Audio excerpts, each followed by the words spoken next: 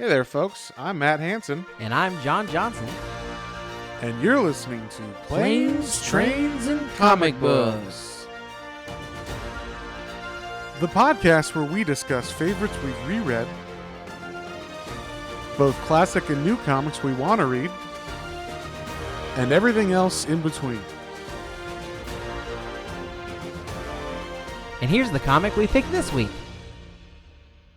Hey there, everybody. Just wanted to let you know that this episode is one of our old Patreon episodes, and we're just releasing a couple of these while we're off for this month. So enjoy, and if you'd like to join our Patreon, you can join at patreon.com/planes, trains, and comic books. And I'd like to thank our patrons, Hoku, Otaku Mike, Christian, Matthew, Kyla, Joseph, Kalia, and Isaiah. And with that, let's get into it. Hey there, everybody. Welcome back to another episode of Planes, Trains, and Comic Books. Today, we are giving you patrons a special treat. We read The Crow by James O. Barr. You might know this from the movie. John, you've seen the movie, right? Yes, you showed me the movie. I think we did it for a movie night. Maybe a year ago now. I had never seen it A while ago. in the 90s. It's from 91. It's one of the earliest, comic book movies, and it's rated R, so it even beats Blade as far as that's concerned. Yeah. I knew that, that was Brandon Lee, but I didn't know, I knew that he had passed away during the filming of that, but I didn't know anything really about it. So, yeah. But I have to say, I'm glad we read the comic to put it like perspective of like that character in the creation. So, yeah. So, so after reading this, I had never read the comic because it was just kind of, it's always out of print. Apparently now I looked and there is a hardcover available, but, it's just been really hard to find like a good version of it over the years, and it's never like in stores for some reason, even though apparently it's on Amazon. But like I can never find it anywhere to order at like a local comic book store. I don't know why. It just is one of those books. So, and then like good luck finding the single issues because they're worth a lot of money. So, but yeah, like this was really interesting to read it compared to the movie.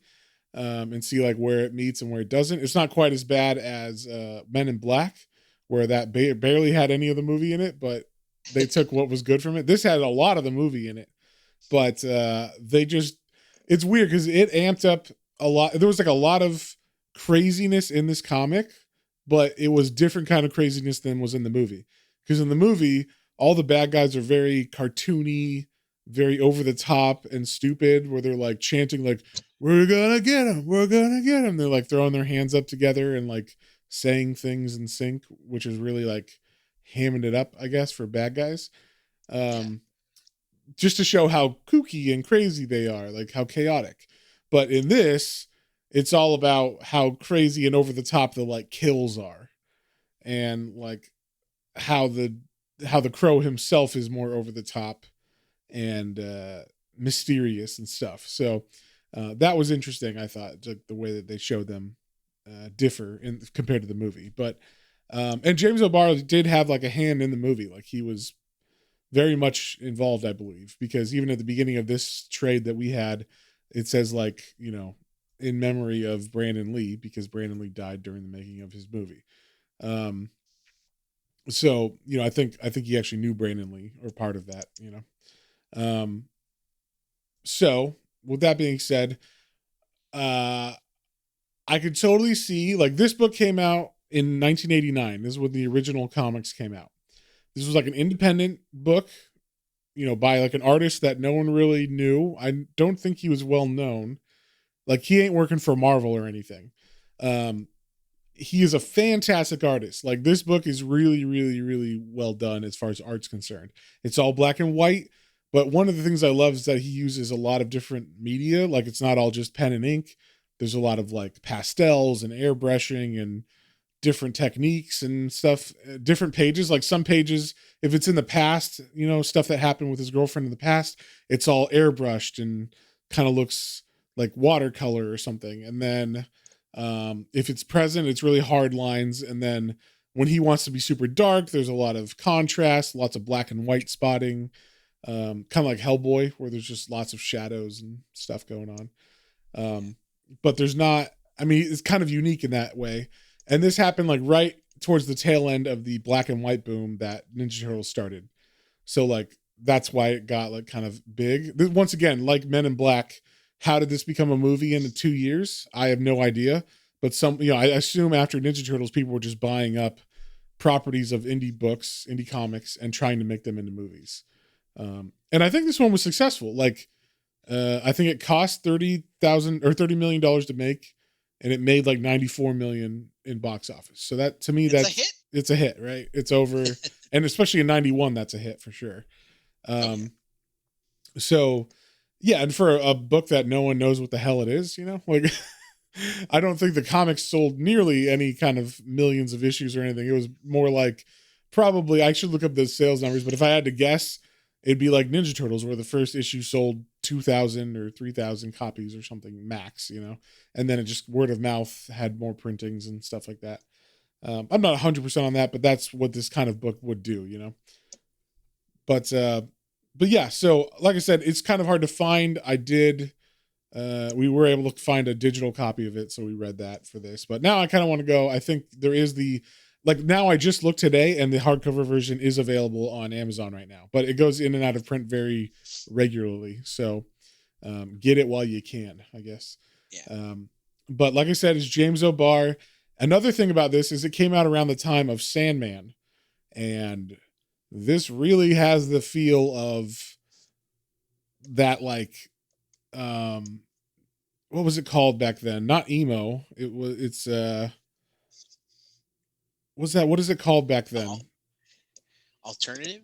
No, the alternative is like grunge. Like this is Joy Division and The Cure and all that stuff. That early, whatever, that's not emo, but it's, yeah, whatever it's called. I can't remember what style of music it is, but it's like, yeah, it's all that stuff. It's the goth. There you go. It's like gothic kids, right? It's like that kind of thing. And this definitely is a hit with ladies. Just like Sandman, if you give a woman this book, they will probably like it. They really like the goth kind of emotive and poetic, tragic hero kind of thing about this. Kind of like Morpheus. He looks a lot like Morpheus, but with like Joker makeup on, kind of like he's got more, not like a French clown, like a mime is kind of the makeup that he has though. Yeah. And that's the first thing I noticed about it, like turning into it and like seeing that, through the pages, like, like, was this inspired by Sandman? I don't think it was. I think Sandman came out the same year or whatever. Like, so if it was he was probably working on this for, a couple of years, I would think, because he's by himself, right? Like, he doesn't have like Neil Gaiman and him. I mean, you got to think like they're both kind of mysterious goth guys or whatever. Like they're writing stuff that they are in touch with. So what we didn't know is that during that, if you were listening to that music fresh when that came out this time period, this is the kind of art that you would like get inspired to draw. Totally. But one thing I like about this is this is the Punisher if the Punisher had feelings, basically. It's a sensitive Punisher, that's what it is. This is, the story of the Crow, if you haven't seen the movie or read the comic, is pretty straightforward. It's like, someone kills, or a group of gang members kill his girlfriend or soon to be wife, like his fiance, and him. And then he comes back a year later and gets revenge. Like he's able to come back to life. So, now in the movie, they kind of explain it more. They give it more of a mythology about like crows, bringing you back to life and all this shit. I don't really think they mention it too much in this from what I remember. Now there is a crow that talks to him. Yes, but there's no, like, in the movie, they start off by saying, if you die and, you talk to a crow, it can bring you back on a certain, like, they give it this whole mythology, and that's not in this at all. This is just, like, he just appears, and there is a crow that talks to him, and that's it. Like, so they don't really explain it too much, which is fine with me. But yeah, so we start off, I like the way this starts off, where we don't explain anything. There's a guy, like one of these gang members, you don't know it was one of the gang members that like killed and raped his girlfriend or whatever and himself. But this gang member is stealing a VCR from somewhere. And as he's leaving the alley that he's coming out of the house with, the crow was just there waiting for him. And scares him and makes the thug drop the VCR. And then the guy's like, what the fuck? Like, now I'm going to kill you, man. And then he cuts the crow, and we see the crow he gets cut, but nothing happens. He doesn't bleed or anything. He just sits there not in pain. And then he takes the knife out of him, licks the blood off of it, which was interesting. And then the crow says, you know, I don't remember what this guy's name is. I know all the guys have weird names like Tom and T-Bird and all this stuff. So I don't remember which one this guy is, the first one. Mr. Jones. This is, oh, okay, yeah. Mr. Jones is this first one. Yeah. Is that the Mr. Jones from the movie? Or from that song? Yes. Mr. Jones and me. Stealing VHS. Yeah. So he tells Mr. Jones, like, look, he pulls a pair of clippers out of his prune shears and says, hey, I cut Tom's fingers off or whatever, and I'll remove yours unless you tell me where T-Bird is, because T-Bird is like the leader of the gang. And so he scares him, and he finally gives up where T-Bird is, and that's how it starts. And then we like this, the third page of this is poetry. So like that's what you just turn the page, and instead of comic, it's a poem. And it's like, wow, this is a different kind of comic, you know? And yeah, like it's just interesting things. We do see like the crow, he has weird fucked up dreams. His name is Eric, by the way, like his real name, his human name. But when he becomes the crow, you know, that's what I guess the bad guys call him. I don't know if anyone actually calls him the crow in this, but that's the name of the book. He calls himself it once, and when we get to it, I'm sure you'll see it too, because he has very much a Batman moment where I was like waiting for him to say that at the end of his little speech. Yeah, I'm the crow, guys. I am. Yeah, I'm the crow. Yeah, I am the knight. Yeah. But like he has really fucked up dreams when he's dreaming about his girlfriend, or like in this first dream sequence we see they don't explain anything. Like I said, they just throw you in with him, you know, already having been on his mission of killing these gangsters, and he gets to Mr. Jones, and that's where we first enter it, where we know he's looking for T-Bird now, and these guys are bad, obviously.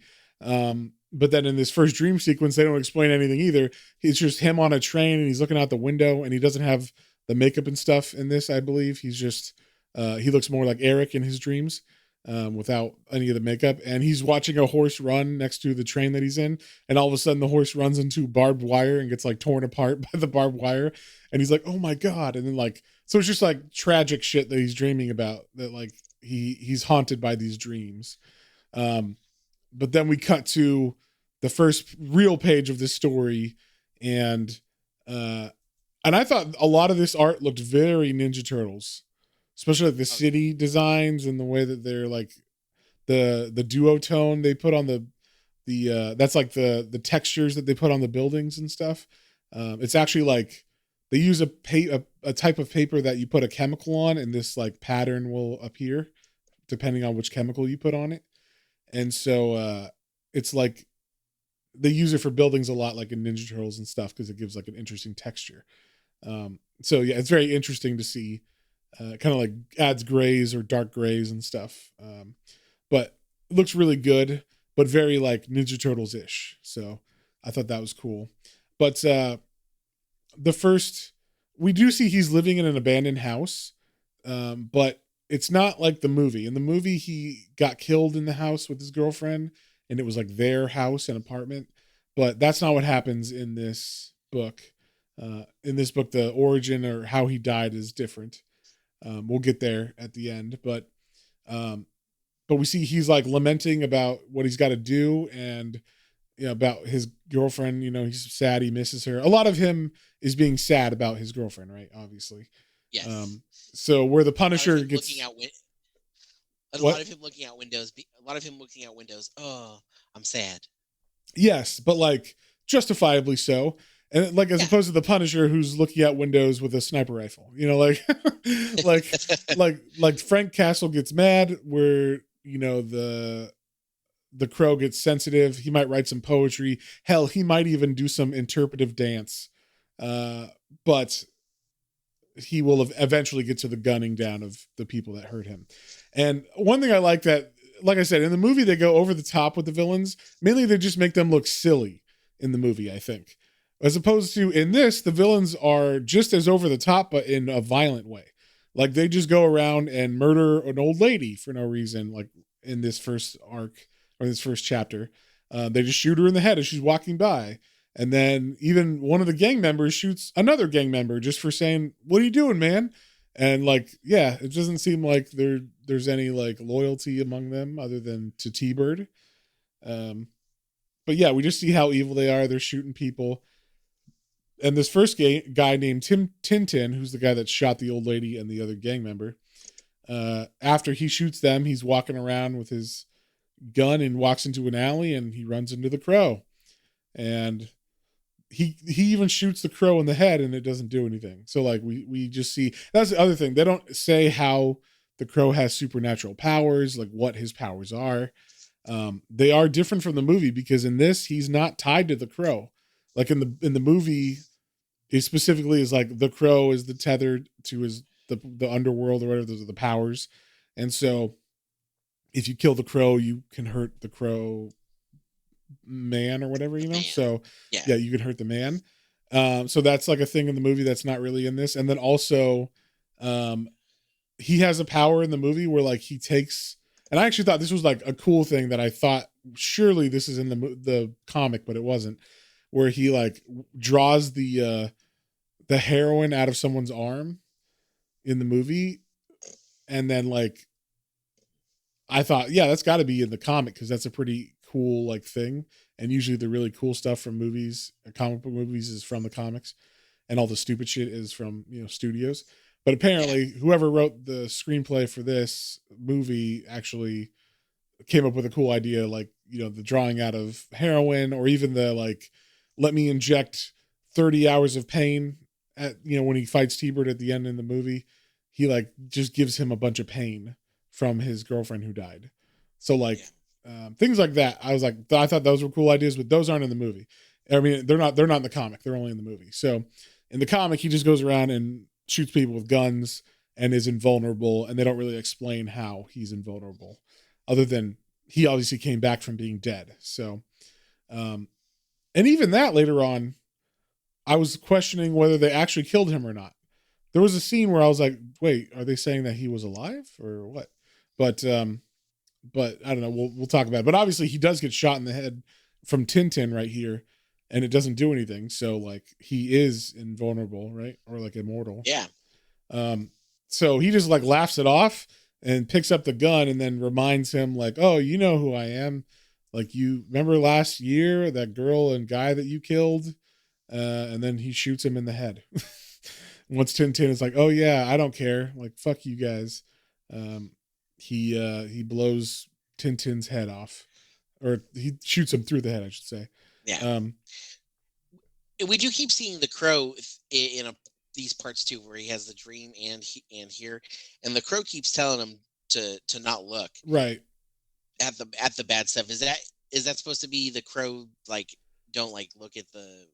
So what I took this as is the crow keeps saying don't look, and you don't know what it means at first, and then later on he's saying don't look when he's remembering the bad stuff.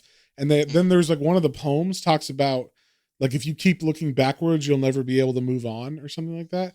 So I think the crow is trying to get him to cross over, but he will not until the revenge has been had. And he uses those memories to fester his anger.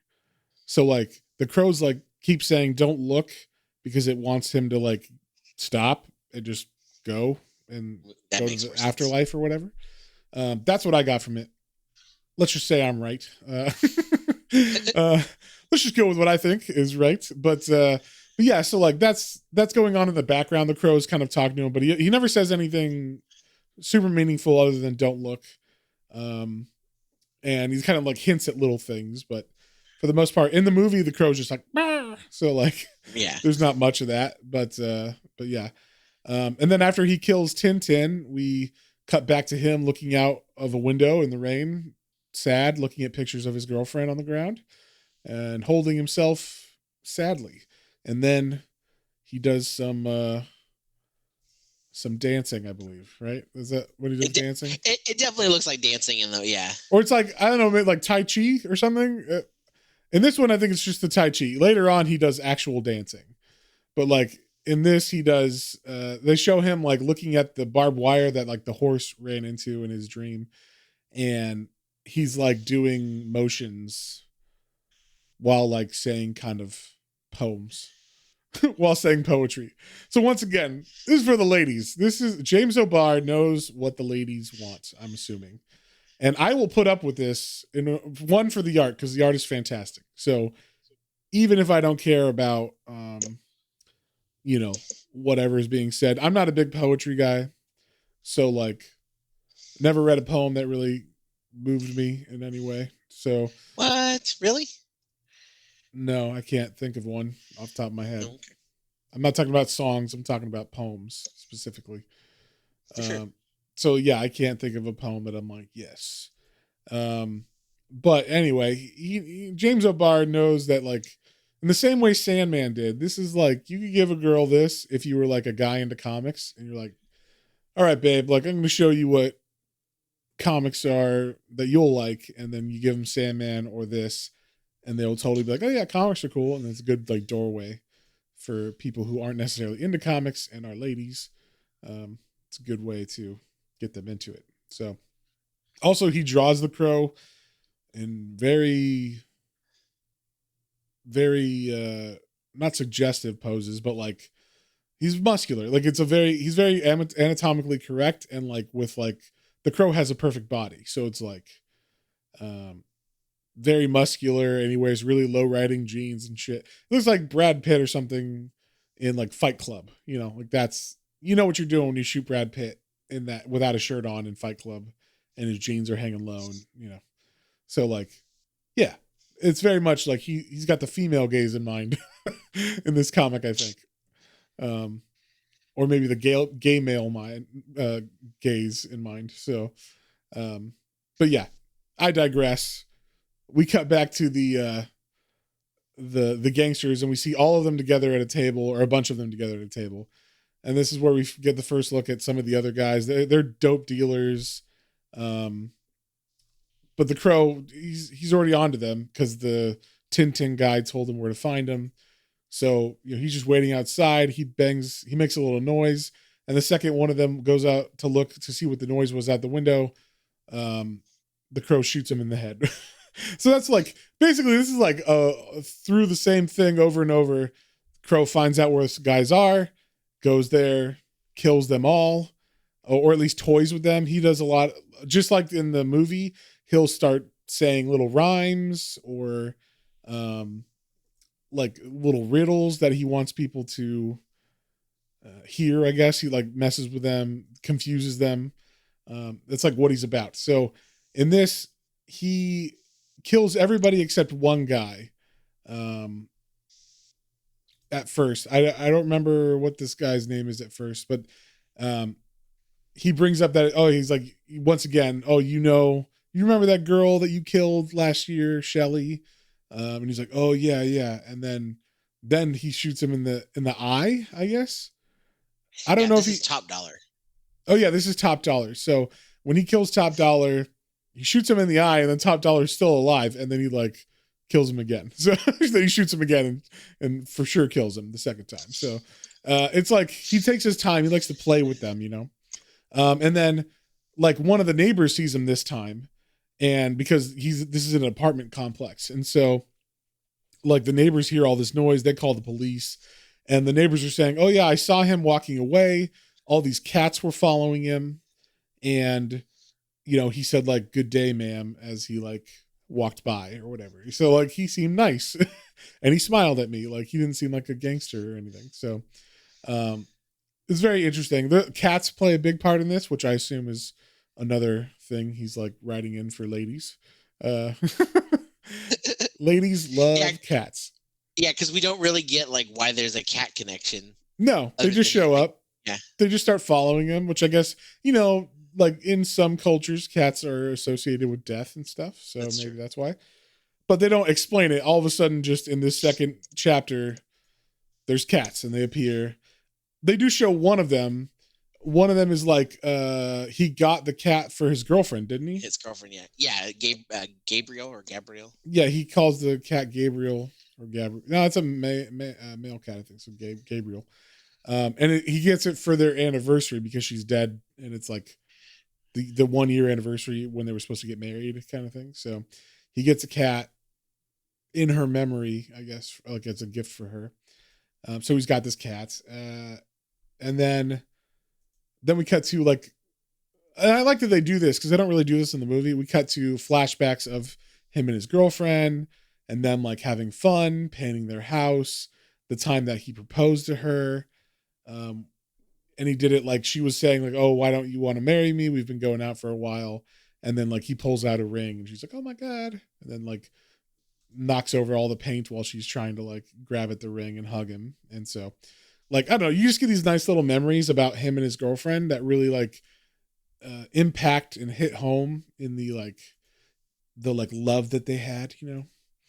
And then once again, he's dreaming about her and like them making love. And the crow is saying like, don't do it. Don't look. You're an idiot. You never listen. As like in this dream, like as they're about to make love or she's dancing for him naked or something, she gets her head blown off. So like, he's like the mixing of the death and the memories that like, once again, that's what's keeping him going as this vengeance creature. And then we get possibly one of the most awesome scenes in this book, which is the workout montage and then the dance montage.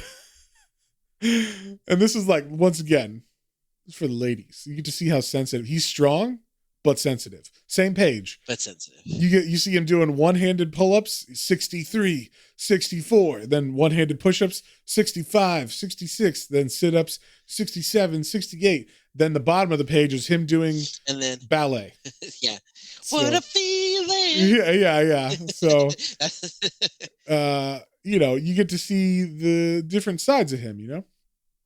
Yeah, and the whole time the cat's with him, like doing circles around his feet and whatnot.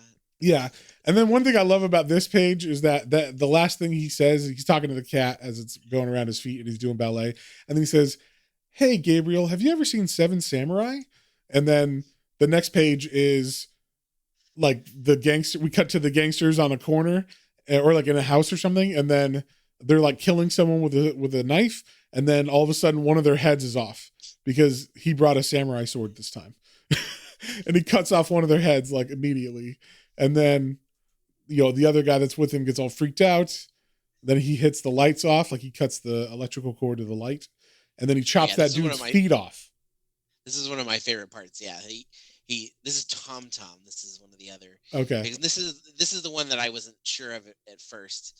But and it's funny because almost every time someone sees him, they're like, Jesus Christ, because they get scared or whatever. Yeah. And like this is one of the first times he like really he like plays on that because he's saying like the Lord's Prayer and then he tells a joke.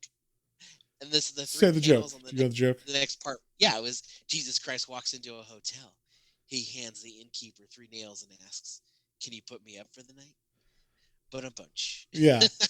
And then the guy's like, what? And then he proceeds to chop off his legs at the shins. So like this was interesting. The guy's like falls down and he's like, oh, my boots are there. Cause he cut him right at the boot, like where the boot goes on or like where the calf hits the boots. So the guy just thought that his boots fell off. And he kept saying like, my feet are really cold, man. Can you put my boots on? And then he's like, no, bro, your fucking feet are gone. And then there was an error in this that I saw. Cause like earlier he cuts the light, right? He cuts the cord to the light. Then so like the guy can't see, then he cuts the guy's feet off. Then the next panel is him clicking the light on. So it's like, well, you cut the cord. How did that work? But that's the only error that I found in this book that was obvious. But just had to point that out. But yes, he spliced it together real fast.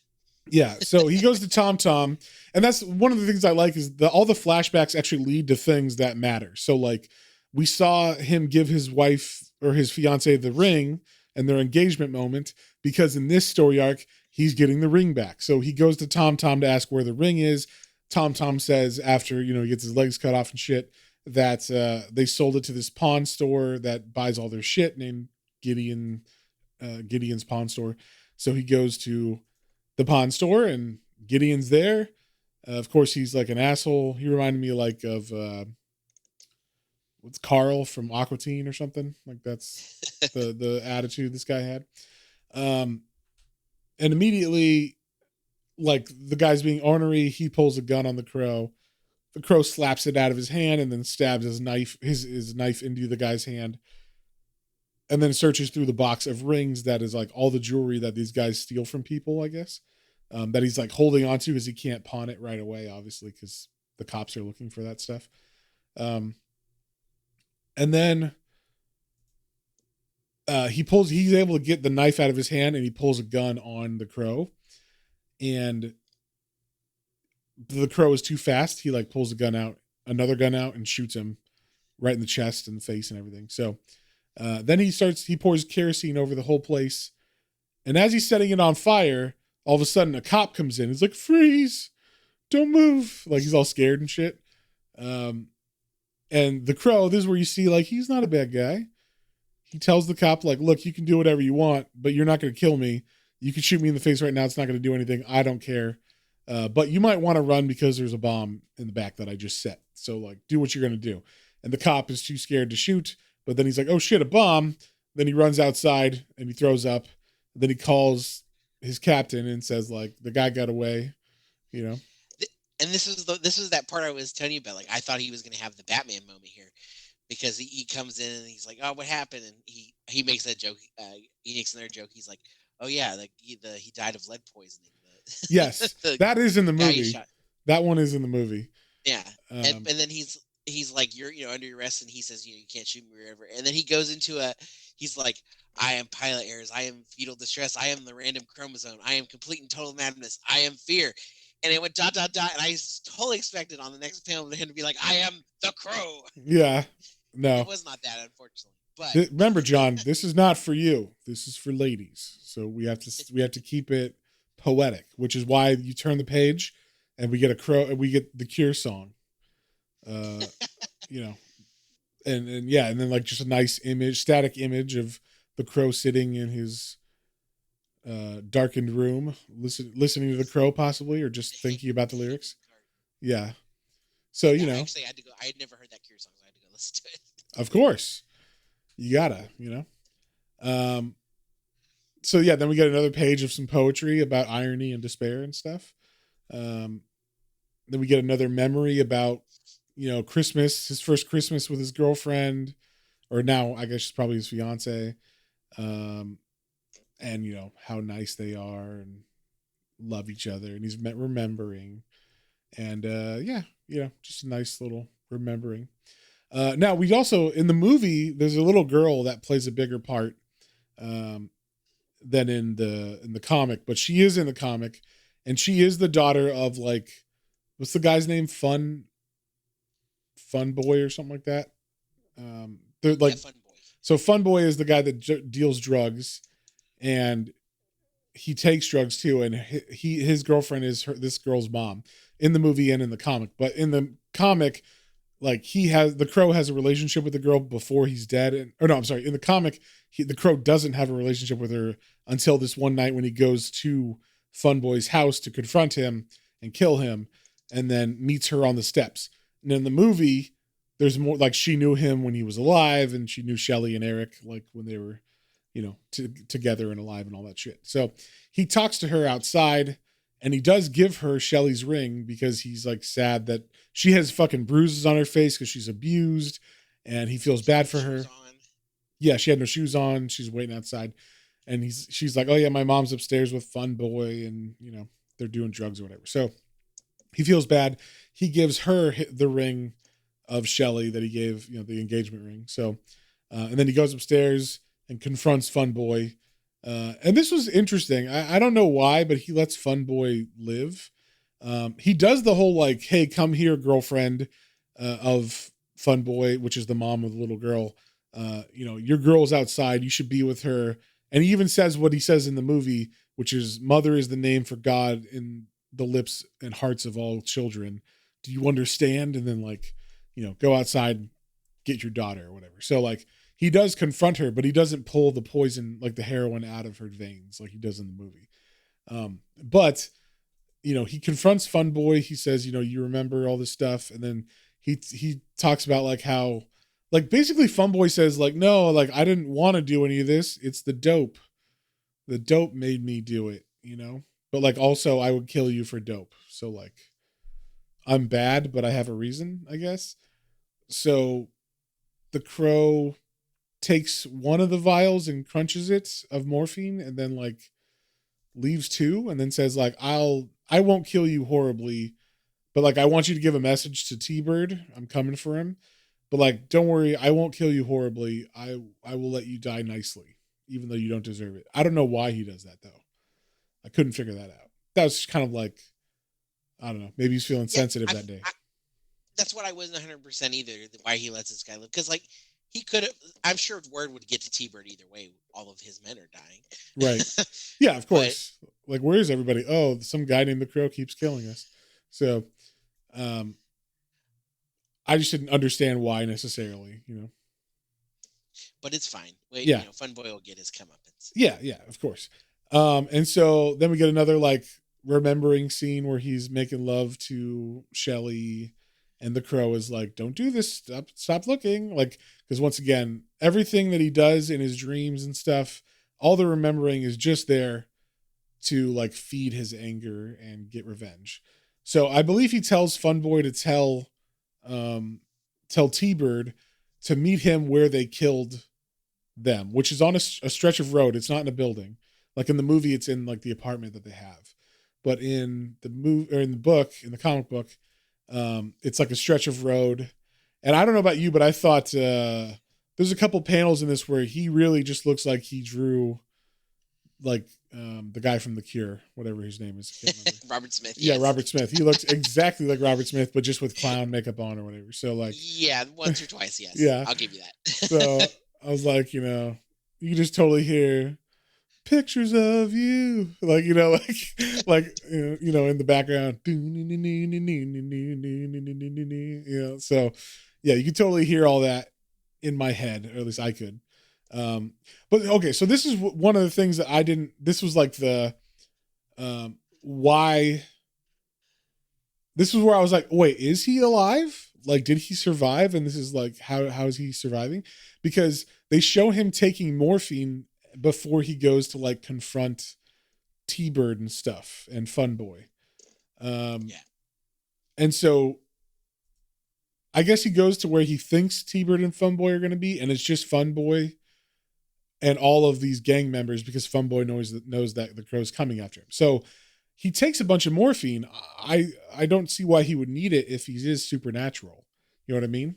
So like why or how he takes the morphine. So I was thinking like, oh, is he like, did he actually survive? And then, he just takes morphine so that he doesn't feel pain. And that's why, but then like he does get shot in the chest and in the head and recovers. So it's not like he could still die if he wasn't supernatural. So I don't know why that is in here. There's also another part where you hear like the like doctors saying like he's still alive, like he's remembering the night that he died, and you hear the doctor saying like, I can't believe this fucker's still alive, like and so I'm like, wait, did he live? Like there was some confusion at the end whether he was actually alive or is this was supernatural, but I can only imagine it is supernatural because he is like just surviving, through all of this stuff. But I mean, he walks into this room, like a bar with T-Bird, or when T-Bird's not there, it's a Fun Boy and all these gang members that Fun Boy got together, and he just takes them all out, like one at a time. They're shooting at him from the bar, and he's getting hit, and they're saying like, shoot for his head, and he's getting shot in the head, but like, he's not doing anything. That's why I was like, why does he need morphine? Obviously he's supernatural, right? But whatever. So, but maybe it was just maybe he just jacked him up before. Maybe I would think morphine would jack you down. Or maybe that's what it is. Maybe it's to bring him down to a calm level. Maybe. Yeah, maybe he wants to be super like mellow. I don't know. But anyway, as he's getting shot, he's shooting back. One shot kills on all these bad guys until there's no one left but Fun Boy. And then he tells Fun Boy, like, I'm gonna, like, T-Bird's not here. You need to give a message to T-Bird. And if you don't, like, I'm gonna fuck you up real bad or whatever. So, I guess Fun Boy gets scared into it. So he actually gets to leave. And, does he do anything to T-Bird? I mean, to Fun Boy? No. He just basically like he's like making these comparisons with Jesus as he was going, and then he's like, yeah, you like talks him into it. It's like, yeah, you fucking tell him this, and he's like, okay, do that, and you promise me like I'll get a quick death, and he's like, yeah, I promise. Okay, yeah, that's what it is. You go, and he's like, yeah, I'm a junkie, but I ain't no Judas. Yeah, there you go. Okay, so yeah, that's what it was. Because I was like, why would he let him live now? But yeah, that was the time he said, I'll let you die quickly or whatever, or painlessly. And then we get another flashback of him and Shelly, the Crow and Shelly, and they're like, this is where he jumps in the bathtub with her and like splashes water everywhere. And I was like, fuck, Friday, it's an apartment. Love. Yeah, exactly. But it's like, exactly. You just hear that in the background. Every time it's it's some form of The Cure or Joy Division. Yeah. But yeah, like I would be mad if I was the super or the downstairs neighbor because he jumps in the bath and like all the water goes on the floor. I was like, oh man, come on. That's definitely leaking down. Like, but then they also show him like cutting his wrists, like his forearms and stuff. Cause he's trying to like, once again, like build up pain in himself and whatnot to really amp himself up for this last kill because he's got to kill T-Bird and Fun Boy. So this is where we get the flashback of what happened the night, right? So you get the full effect. You don't really know exactly what happened until you get this. You obviously know that they got killed, but this shows everything that happened. So Eric and Shelly were, they're engaged, they're in love, they're very happy. They're driving in his crack. Are they? No. I'm sorry. They're not smoking crack.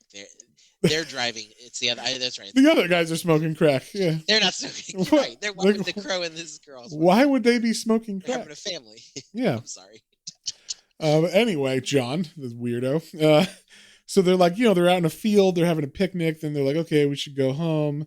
They're driving in their Barracuda. Then, of course, a T-Bird, a Thunderbird, drives by, and it just happens that that's T-Bird's car, obviously, and I think they are smoking crack. They are. That's where the quit hogging the pipe was, and I just when I moved the page too fast, I was like, oh, okay, they're smoking too. No. Hey, John, everybody smokes crack. No judgment, no judgment.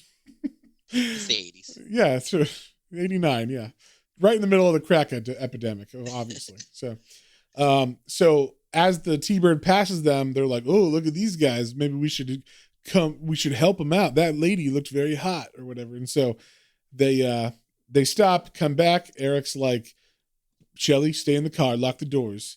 And he kind of confronts them, and immediately they try to get to her, and Eric tries to stop him and pushes one of them, and then T-Bird just pulls out a gun and shoots him in the back of the head.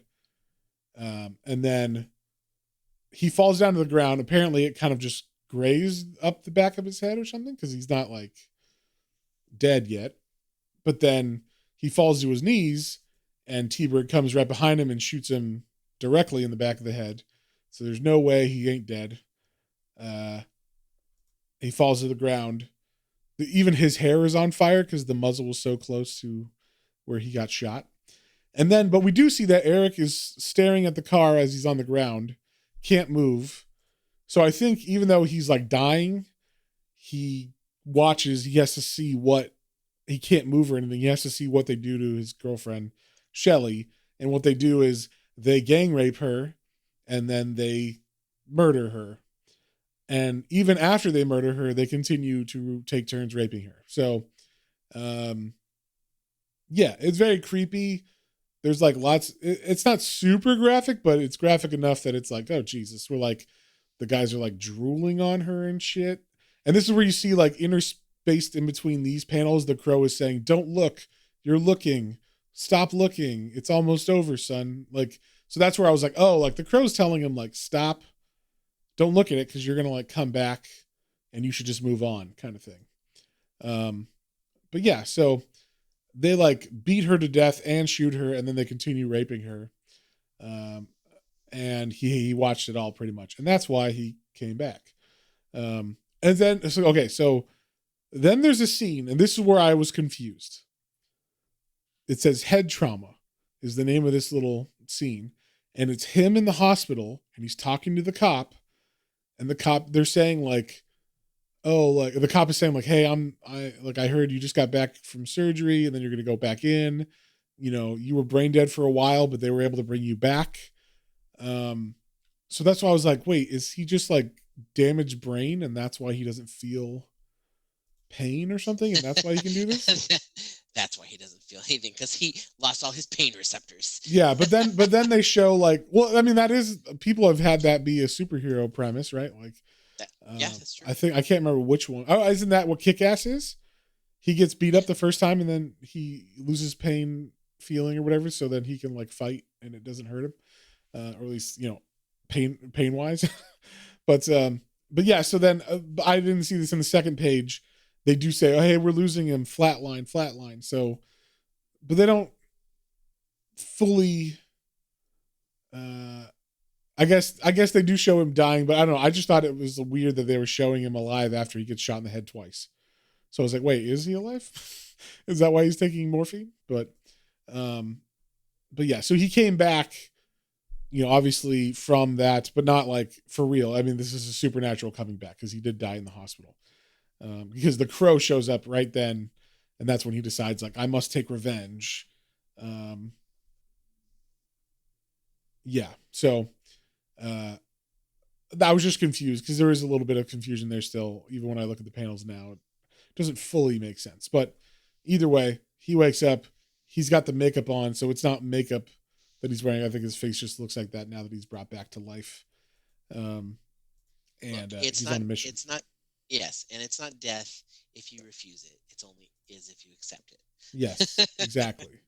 They say that. They say, you know, just if you just tell death no, that he can't take you. And so that's basically what he did. He told death no, you know. So he gets ready. He's, like I said, he was like slitting his wrists, ready to go. He also found like a bunch of guns, I think, at the pawn shop. So he has a big bunch of weapons that he's going to go kill T-Bird with now. And he does that. He gets ready. He puts electrical tape on his hands. He gives himself a hug. He does another dance of woe, we'll say. This is a sad dance. You can tell it's sad, because he's just like I don't know. You can tell by his body language this isn't like a nice dance, you know. Yeah, it looks like he is imagining he's dancing with a corpse too of Shelley. Yes. So once again, you got that goth shit in this, right? So girls eat up that goth shit. Plus the cat is sad, because he's like, I gotta go, Gabriel. Like, you know, be good or whatever. Yeah. Oh yeah, and then he leaves the cat to the cop, right? He like, does he mail it to the cop? I don't remember if he mails it or if he just leaves it on the doorstep and says like, here's a cat for you. But he also like goes to the girl that he gave the ring to and says like, hey, I know I said I'd see you one last time, so I'm here. Like, hope you're okay. You know, hope your mom's good or whatever. And she's like, I love you, Mr. Clown. Because he's the only person that's ever been nice to him, or to her, I mean. So yeah, the cop inherits the cat. And that's right, because he burns down his building. The crow burns down his building that he's been staying at. So when the cops show up, there's a note on the cat's collar or whatever that says, you know, to the cop, like, here's your new cat. He needs a flea collar.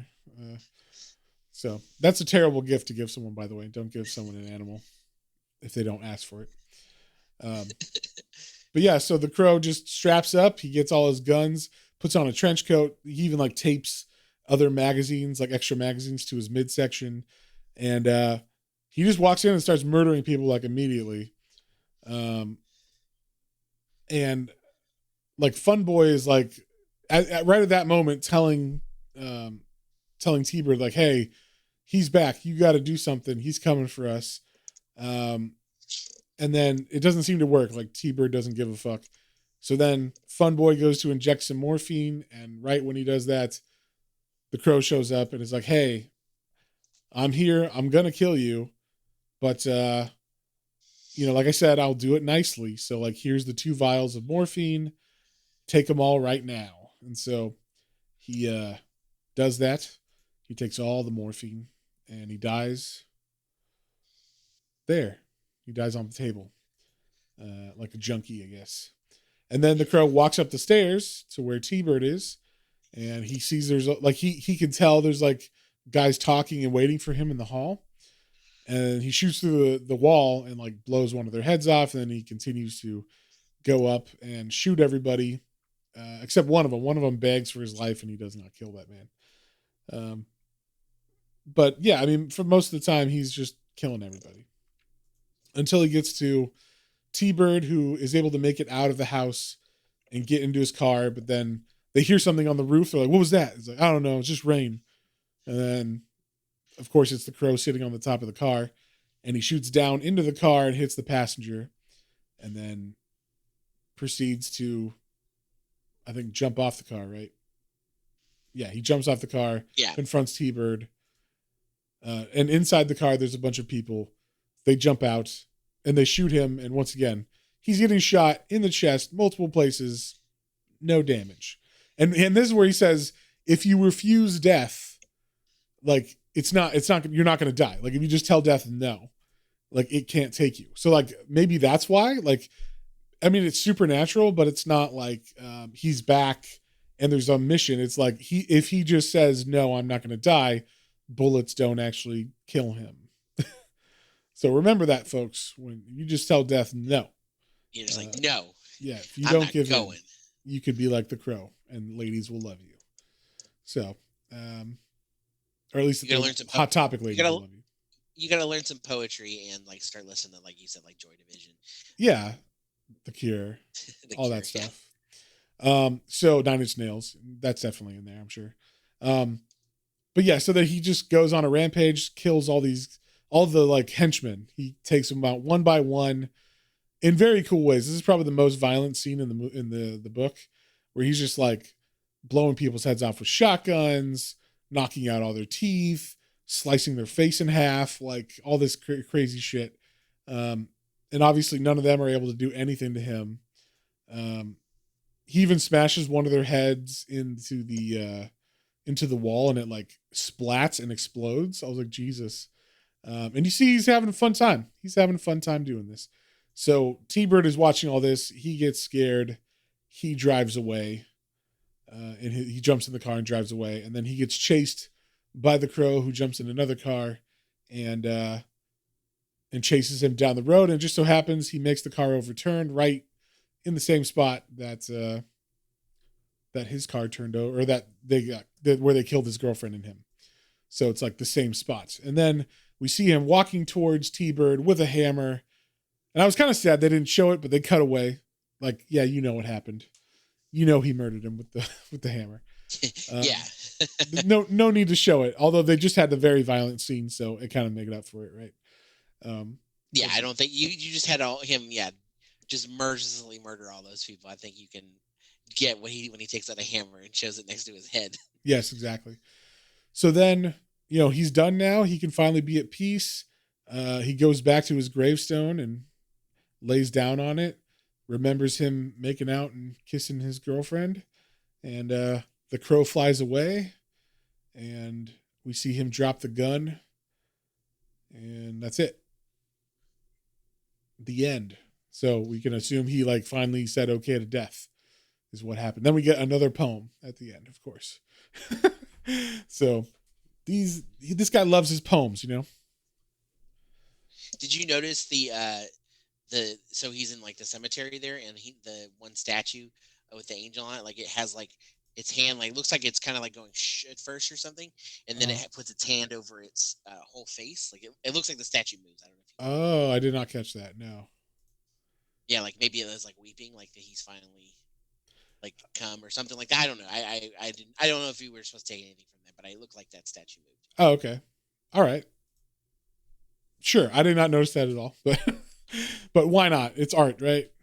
Yeah. There you go. Like I said, and then you get a poem, and then you get a bunch of like pictures and stuff that he drew of like graveyard scenes and the crow walking and the crow shirtless and All of the Crow's various album covers. yeah, there you go. What these would have been. Yeah, I was very happy. There is one scene in the movie that's pretty cringy now where he gets a guitar from the pawn shop and then he proceeds to play it. It's basically the ballet scene. I guess they didn't think he should do ballet in the movie because that's too lame or whatever. So they're like, what if you played a guitar solo? Which to me is probably lamer than that. So I don't know what would be lamer. Him doing ballet in preparation for battle or him doing a guitar solo. I don't know. Yeah, like they're both pretty cringy. Solo, anytime you see someone pull out a guitar in a movie and it's not like, you know, a weapons case like El Mariachi, right? You're basically like, yeah, what's about to happen here? Yeah, what? Yeah, so I don't know. Yeah, but either way, you get a bunch of pinups of the Crow in different poses, mostly shirtless, holding guns. You know, then some more poetry from like Joy Division songs and stuff. So, you know, the usual. I gotta say, I really did like the colored ones at the end too. Like I know there was all in black and white, and I did like that too. Yeah. But I like it's kind of like sepia, bloody, kind of, you know, grungy. Yeah. The coloring too. I thought those were really neat. I was like, I would be cool to see like a colored version of this too, like that. So, but the comic itself, the art and the black and white tone was, you know, fit this character perfectly. Obviously. Yeah. I love the art a lot. So that is the end of The Crow. The story was pretty similar to the movie, but there were some big differences. So John, what would you give this, and what did you think? I liked it a lot, actually. Way more than I thought I would. It was fun. I liked. You didn't think you would like it? I don't know. I guess I think just because you know, again, it's one of those things that, and I guess you said maybe like it's more girls were swooning over him and then also over Brandon Lee. But like, you know, I know the Crow is this like pretty widely like cult of a character that people love. Right. And I was like, and then only having seen the movie, like I said, a year ago, and like I remembered it and I was like, it was fun, but like not like really. You got to remember, like usually comic book movies are shitty compared to the source material. Sure, but even still, like, you know, people in general, and maybe it's just because Brandon Lee was, you know, considered very good looking, that maybe that has a little more, and then the tragedy of the story. Why, you jealous, John? Him. You jealous? No. Lee? Well, no, not at all. No, hey, that's between you and your wife. She's the one who was like Brandon Lee and Dolph Lundgren over here.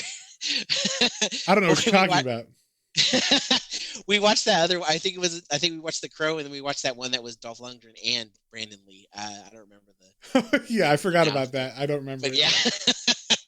But anyway, again, that being said, I really did enjoy the art in this. I like again, like you were saying, the differences between like when it was like him remembering and kind of like it was a lot softer. Yeah. With the art and the tones, it was more like it was like almost like charcoaly rubbed than like the dark gritty lines, the like, you know, the rain, the fight scenes with the like, obviously, you know, blood is going everywhere, but you know, it's black and white, so it's not like as graphic technically.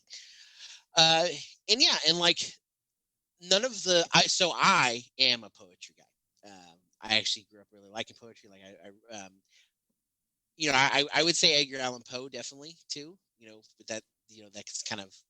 I'm specifically talking about like romantic poems, you know? Yeah, for sure. But I don't think there was ever a poem that I was like, wow, this really moves me. I mean, I can say like, oh yeah, sure, Edgar Allan Poe's fine. But like, well, I like romantic poetry too. I actually used to write a little romantic poetry, but lame.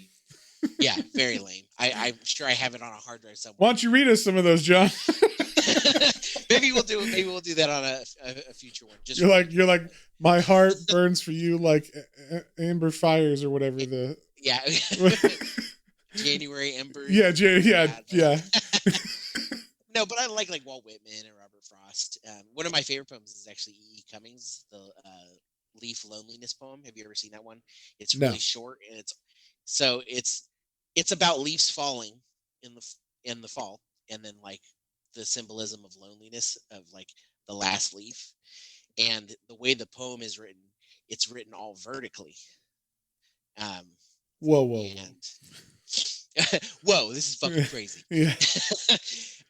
I'll send it to you later. You can look at it, but it's literally just like those couple Okay. lines. I can't promise I'll look at it, but sure. It takes 2 seconds. Anyway, but long story short, so I actually like the poetry in this, and I definitely thought it added to the mood. I didn't necessarily, like, I don't necessarily like dig as deep into some of them as like as I might have when I was younger, Right. but like I still totally got it, and like I went and listened to the songs because I was curious, and I was like, yeah, I feel this.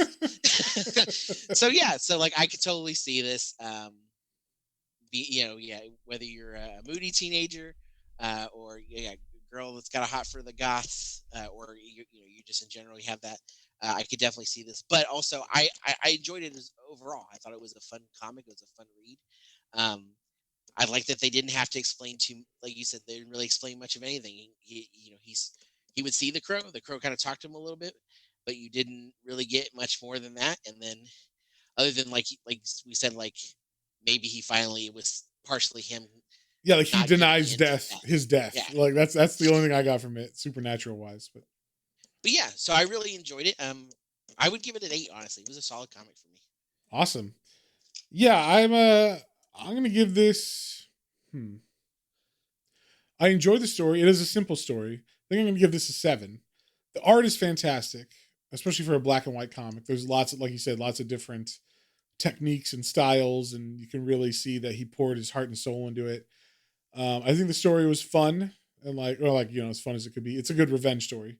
I did feel a bit like as I was reading this, since there's so much like poetry and song lyrics and shit, I was like, this must be what the people who read Watchmen feel like when they get to like the text pieces. Because I read that and I'm like, yeah, let's get some deeper knowledge on these things. But then I don't want to read poetry. I don't care. So like I totally could get that. Yeah, so I just skipped over all the poems and shit. Like I was like, I have no interest. I'm sure it doesn't matter that much to the storyline or whatever. So maybe I'm wrong. If anybody's a big Crow fan, let me know. But I was like, you're gonna hurt the hardcore Crow fans. Obviously, you didn't miss any of the story though. So yeah, like John, you're the one who didn't catch it. You're just too busy reading poems. That's why, Yeah, the poems took me out of it. You're all listening to The Cure. I will totally admit, one of the things when I was like having when you're in school and they're like, read all these damn books. Anytime I had to read a book where it was like a bunch of letters back and forth to people, like you're trying to read and it's giving you the story. And it's like, Dracula. I know, and I love, and I have to say that's crap because Dracula, the story and most of the movies are some of my favorites. Yeah, I just checked out when the letters started happening. I was like, those letters start happening. I'm like, get back to the fucking story. Like, yeah. I don't need these goddamn letters. I like Jane Austen's stories, but goddamn, if I have to read another letter to back and forth, oh, Mr. Darcy, we're in blah blah blah. Yeah, just watch Pride and Prejudice. That's exactly. a much better movie. So. The story itself, the movie, fucking beautiful. I don't want to read these fucking letters back and forth. Yeah, that's how I felt with this. I was like, it doesn't really like, at least with those, the story does progress. Like there's a reason for them being there. But in this, I was like, it's just him artfully writing something, either writing something himself, like his own poems, or putting a song in that means something to him. And I was surprised. I'm like, does he have to pay those bands every time this is printed? And maybe that's why there's like a printing issue with this. Like, does he have to pay Joy Division and The Cure every time he fucking prints this? Because it is their words, right? Like, those are copyrighted words. So, I don't know. But either way, I was like, okay, I mean, like, it doesn't have story merit, though, Like, it might fill atmospheric, senses or something, but it's there as, like, an art piece rather than pushing story forward. So, I just skipped all of that. And I still got the story. So I'm fine. So, but I'm glad you got something out of it, John, Good for you. You are a sensitive soul. I was just reading it kind of going like, oh, I see why the ladies are eating this up, you know?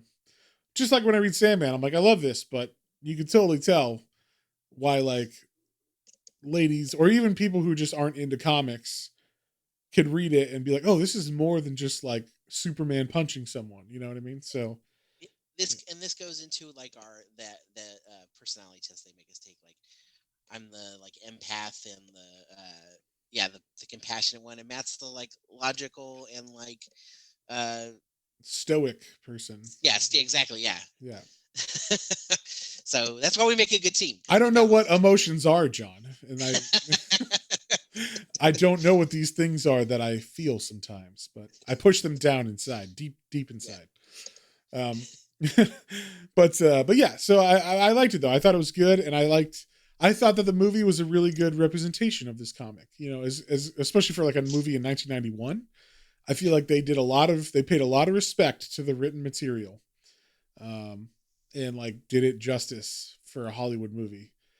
I mean, compared to a lot of other ones that were coming, like, I mean, I think The Punisher with Dolph Lundgren came out around the same time. So, like, that's what it was competing against as far as movies. And that has nothing to do with The Punisher as we know him. So other than his name is Frank Castle. So he's fighting aliens and shit in that movie. But, oh, wow. Yeah. Have you never watched the Dolph Lundgren Punisher? I have not watched the Dolph Lundgren Punisher. We might have to do a Punisher movie night with that. We got to watch that, and then Warzone, and is it Warzone? The one directed by Lexi Alexander, the lady that did Lifted. Yeah. It's a Punisher Warzone. Yeah. That's a good one to watch. So, anyway, so yeah, that's The Crow. Hope you guys liked it. We love you, patrons. Speaking of patrons, we'll just thank you guys: Hoku, Otaku, Mike, Christian, Matthew, Kyla, Joseph, Mira, and Kevin. You're wonderful. I'm glad that we can do these exclusive episodes for you. Speaking of, next month, what are we doing for the exclusives, John? Yeah, so next month you guys are in for a treat. It's a month of, coming together, a month of joy. No, not really. A month of awkward family things. That's what we're a month of awkward family things, because that's what you do in the month where there's Thanksgiving. You have to get together with your gosh darn family. So we're going to be doing a history of violence exclusively for you patrons. Yeah, and that was a movie that Cronenberg directed in the 2000s, I think. I'm pretty sure it was like the late 2000s with Viggo Mortensen. Viggo. But so this book's fairly out of print too. It's hard to find, but it is fantastic. And so I figured it's like a crime book, and it is different than the movie. So if you've seen the movie, it is not the same necessarily as the story of that. So I'm excited about that. But yeah, we were like, well, we don't want to just do Thanksgiving books because there's not really a lot of those. But like, what else happens in Thanksgiving? Awkward family conversations. So these are all books that have awkward family moments, we'll say, or like confrontational family moments. Our poll is going to be interesting because we got a poll between Saga, Coraline, Blankets, and Batman: Death in the Family. So yeah, there's a lot happening there between family members and all of those stories. Yeah. So that'll be for you guys to vote on this next coming month. So we'll put that poll up probably next week, and then I guess unless there's anything else you got to say, John, we're good to go. Yeah, I think we'll see you all in the next one.